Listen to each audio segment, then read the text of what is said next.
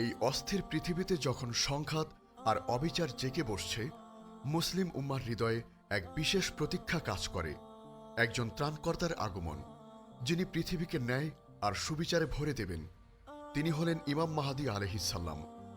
তার আগমনের পরপরই পৃথিবীর পরিস্থিতি আমূল পরিবর্তিত হয়ে যাবে এবং ইসলাম তার হারানো গৌরব ফিরে পাবে। তার নেতৃত্বে পৃথিবীতে প্রতিষ্ঠিত হবে এক স্বর্ণময় যুগ, যা হবে শান্তি ও সমৃদ্ধিতে পরিপূর্ণ। কিন্তু অনেক সময় আমাদের মনে প্রশ্ন জাগে, ইমাম মাহদী কি সত্যিই আসবেন? এই বিষয় কি ইসলামের মূল উৎস অর্থাৎ কুরআন ও হাদিসে স্পষ্ট কোনো নির্দেশনা আছে, নাকি এটি কেবল একটি ধারণা যা লোকমুখে প্রচলিত? আজকের এই আলোচনা আপনাকে ইমাম মাহদীর আগমন সম্পর্কে সন্দেহ দূর করতে সাহায্য করবে এবং এমন 5টি অবিশ্বাস্য হাদিস তুলে ধরব যা আপনাকে অবশ্যই জানতে হবে। এই হাদিসগুলো শুধুমাত্র তার আগমনকে নিশ্চিত করে না, বরং তার পরিচয়, তার ভূমিকা এবং তার নেতৃত্বে সংগঠিত হতে যাওয়া মহৎ পরিবর্তন সম্পর্কে একটি পরিষ্কার চিত্র দেবে।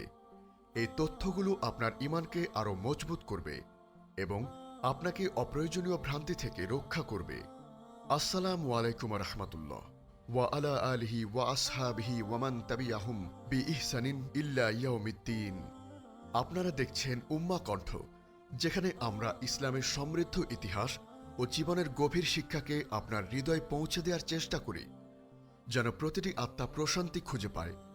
আপনার ঈমানী জীবনকে আরও সমৃদ্ধ করতে আমাদের ব্লগ থেকে পড়ুন অনুপ্রেরণামূলক প্রবন্ধ, শুনুন হৃদয়ছোঁয়া অডিও এবং আপনার জীবনের প্রতিটি প্রশ্নের ইসলামিক সমাধান খুঁজে নিতে আজই ভিজিট করুন আমাদের ওয়েবসাইট www.ummakantha.com। আজ আমরা আলোচনা করব, ইমাম মাহদী কি সত্যিই আসবেন? 5টি অবিশ্বাস্য হাদিস যা আপনাকে জানতে হবে। এই প্রশ্নটি শেষ জামানার আলামত সম্পর্কিত একটি অত্যন্ত গুরুত্বপূর্ণ দিক। ইমাম মাহদীর আগমন ইসলামিক আকীদার একটি অবিচ্ছেদ্য অংশ, যা আহলে সুন্নাহ ওয়াল জামাতের সর্বসম্মত বিশ্বাস। রাসূল সাল্লাল্লাহু আলাইহি ওয়াসাল্লাম অসংখ্য হাদিসে তার আগমনের কথা উল্লেখ করেছেন, যা বিভিন্ন সহিহ হাদিস গ্রন্থে লিপিবদ্ধ আছে। এই হাদিসগুলো এতটাই স্পষ্ট এবং এত বেশি সংখ্যক সাহাবী থেকে বর্ণিত যে ইসলামিক স্কলারগণ এই বিষয়ে কোনো সন্দেহ পোষণ করেন না। ইমাম মাহদী আগমন সম্পর্কে প্রাপ্ত হাদিসগুলোকে মুতাওয়াতি বা মানাবী স্তরের বলে গণ্য করা হয়, যার অর্থ হল এগুলো এত বেশি সনদ এবং এত বর্ণনা রয়েছে যে এগুলো মিথ্যে হওয়া অসম্ভব। যারা তার আগমনকে অস্বীকার করে তারা আসলে সহিহ সুন্নাহকে অস্বীকার করে। সুতরাং এই প্রশ্নের সরল উত্তর হল হ্যাঁ, ইমাম মাহদী অবশ্যই আসবেন। এটি আল্লাহর রাসূল সাল্লাল্লাহু আলাইহি ওয়াসাল্লামের নিশ্চিত ভবিষ্যৎবাণী। আজকের তারিখ অনুযায়ী বিশ্বে যখন মুসলিম উম্মাহ বিভিন্ন ফিতনা, জুলুম ও অবিচারের সম্মুখীন, তখন এই বিশ্বাস আমাদের জন্য আশার আলো এবং ধৈর্য ধারণের শক্তি যোগায়। নিচে ইমাম মাহদীর আগমন সম্পর্কে 5টি অবিশ্বাস্য হাদিস তুলে ধরা হল, যা আপনাকে তার আগমন সম্পর্কে একটি স্পষ্ট ধারণা দেবে এবং আপনার ঈমানকে সুদৃঢ় করবে। হাদিস নং 1, তার নাম, বংশ এবং ন্যায়বিচার প্রতিষ্ঠার প্রতিশ্রুতি। প্রথমেই আমরা সেই হাদিসটি দেখব যা ইমাম মাহদীর মৌলিক পরিচয় এবং তার প্রধান কাজ সম্পর্কে জানায়। এটি তার আগমন সম্পর্কে সবচেয়ে পরিচিত এবং নির্ভরযোগ্য হাদিসগুলোর একটি। রাসূল সাল্লাল্লাহু আলাইহি ওয়াসাল্লাম বলেছেন, যদি দুনিয়ায় মাত্র একটি দিনও অবশিষ্ট থাকে, তবে আল্লাহ সেই দিনটিকে দীর্ঘায়িত করবেন, যতক্ষণ না আমার পরিবার থেকে একজন ব্যক্তিকে তিনি পাঠাবেন, যার নাম আমার নামের সাথে এবং তার পিতার নাম আমার পিতার নামের সাথে মিলে যাবে। সে পৃথিবীকে ন্যায় ও ইনসাফে পরিপূর্ণ করবে, যেমন তা পূর্বে জুলুম ও অত্যাচারে পরিপূর্ণ ছিল। সুনানে আবু দাউদ, হাদিস 4282। এই হাদিসটি অবিশ্বাস্য কারণ এটি সরাসরি তার নাম মুহাম্মদ এবং তার পিতার নাম আবদুল্লাহ উল্লেখ করে, যা তাকে সঠিকভাবে চিনতে সাহায্য করবে। এটি তার বংশধর হওয়ার বিষয়টি নিশ্চিত করে, অর্থাৎ তিনি রাসূল সাল্লাল্লাহু আলাইহি ওয়াসাল্লামের আহলে বাইত থেকে আসবেন। সবচেয়ে গুরুত্বপূর্ণ হল এটি তার প্রধান মিশন উল্লেখ করে, পৃথিবীতে ন্যায় ও ইনসাফ প্রতিষ্ঠা করা, যা বর্তমান বিশ্বে অন্যায় ও জুলুমের প্রেক্ষাপটে এক বিশাল আশার বার্তা।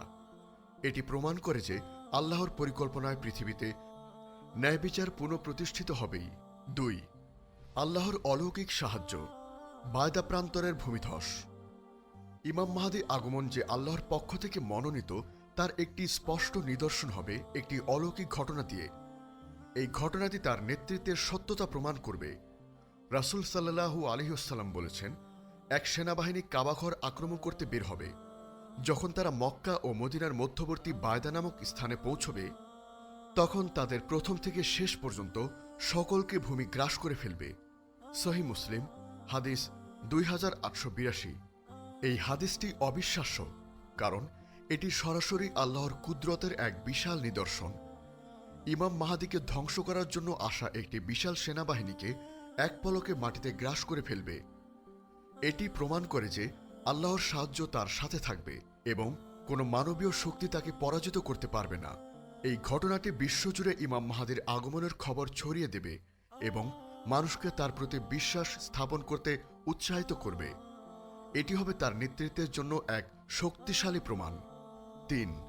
খোরাসান থেকে কালো পতাকাবাহী বাহিনীর আগমন। ইমাম মাহদীর সমর্থনে একদল নিবেদিত প্রাণ মুমিনদের আগমন সম্পর্কে হাদিসে উল্লেখ আছে, যারা দূরবর্তী স্থান থেকে এসে তাকে সমর্থন করবে। রাসূল সাল্লাল্লাহু আলাইহি ওয়াসাল্লাম বলেছেন, যখন তোমরা কালো পতাকাসমূহকে খোরাসান থেকে আসতে দেখবে, তখন তাদের সাথে যোগ দেবে, যদিও তোমাদেরকে বরফের উপর দিয়ে হামাগুড়ি দিয়ে যেতে হয়, কেননা তাদের মধ্যেই আল্লাহর খলিফা মাহদী থাকবেন। সুনানে ইবনে মাজাহ, হাদিস 4084।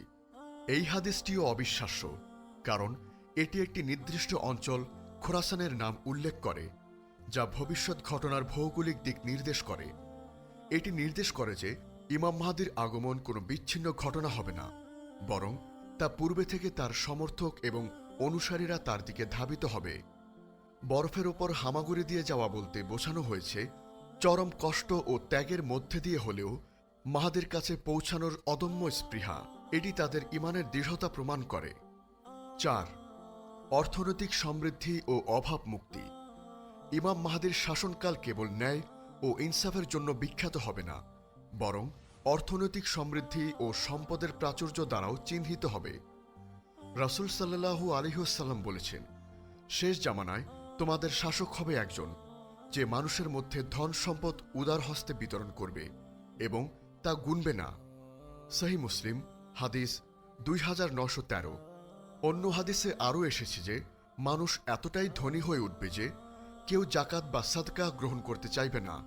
এই হাদিসটিও অবিশ্বাস্য, কারণ এটি এমন এক সময়ের পূর্বাভাস দেয় যখন অর্থনৈতিক কষ্ট ও অভাব প্রায় বিলীন হয়ে যাবে, যা বর্তমান বিশ্বের অর্থনৈতিক সংকটের বিপরীতে এক বিশাল সুসংবাদ।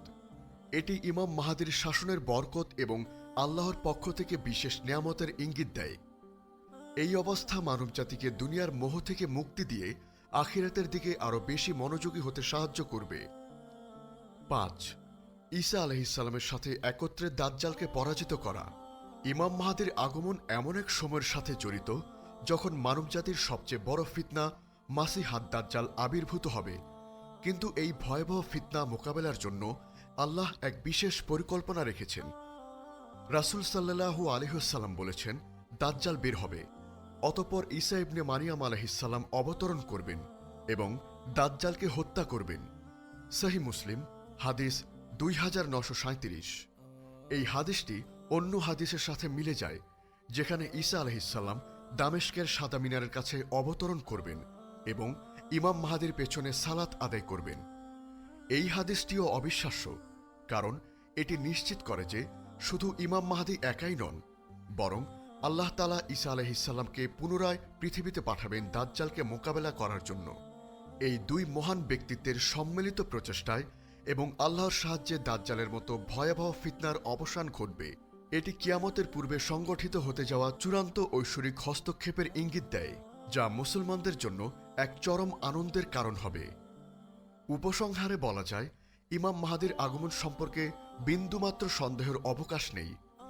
উপরোক্ত সহিহ হাদিসগুলো তার আগমন, তার বংশপরিচয়, তার ভূমিকা এবং তার নেতৃত্বে সংগঠিত হতে যাওয়া অবিশ্বাস্য ঘটনাগুলো সম্পর্কে স্পষ্ট নির্দেশনা দেয়। এই হাদিসগুলো কেবল ভবিষ্যৎবাণী নয়, বরং বর্তমান বিশ্বের অস্থির পরিস্থিতিতে মুসলিমদের জন্য ধৈর্য, আশা এবং ঈমানের শক্তি আমাদের উচিত এই হাদিসগুলোর ওপর বিশ্বাস রাখা, নিজেদের নেক আমলের মাধ্যমে প্রস্তুত করা এবং আল্লাহর কাছে ফিতনা থেকে আশ্রয় চাওয়া, যাতে আমরা সত্যকে চিনতে পারি এবং যখন ইমাম মাহাদির আগমন ঘটবে তখন তার পাশে থাকতে পারি। আল্লাহ তাআলা আমাদের সকলকে তার দ্বীনের উপর অবিচল রাখুন এবং সকল ফিতনা থেকে রক্ষা করুন। হে আল্লাহ, হে অন্তর পরিবর্তনকারী, আমাদের অন্তরকে আপনার দ্বীনের উপর স্থির রাখুন।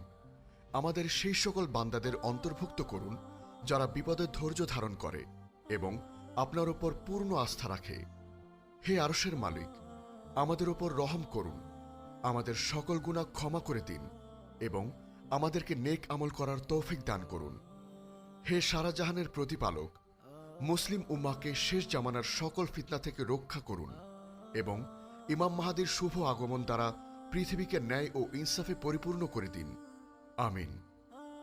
আমাদের এই মহৎ বার্তা ছড়িয়ে দিতে এবং ইসলামের আলোকে প্রতিটি হৃদয়ে পৌঁছে দিতে অনুগ্রহ করে চ্যানেলটি সাবস্ক্রাইব করুন এবং বেল আইকনটি প্রেস করুন। আমাদের ফেসবুক পেজে ফলো করে উম্মা কণ্ঠ পরিবারের একজন সদস্য হয়ে যান। আর আমাদের ইসলামিক ব্লগ ও রিসোর্স পেতে ভিজিট করুন আমাদের ওয়েবসাইট www.ummakantho.com-এ।